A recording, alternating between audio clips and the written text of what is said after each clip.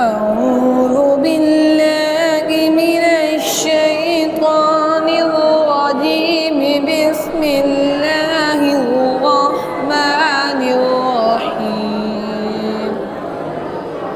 ولولا فضل الله عليك ورحمته لهمت طائفة منهم أن يضلوك وما يضلون إلا أنفسهم وما يضرونك من شيء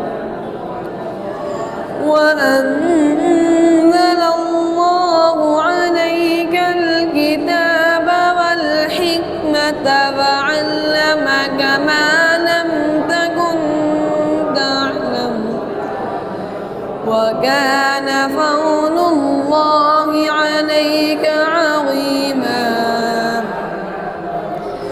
لا خير في كثير من نجواهم إلا من أمر بصدقة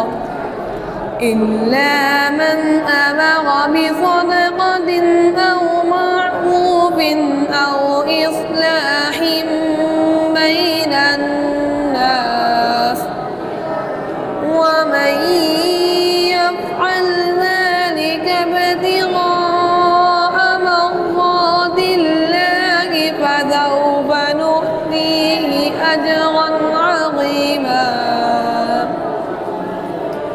ومن يشاقق الرسول من بعد ما تبين له الهدى ويتبع غير سبيل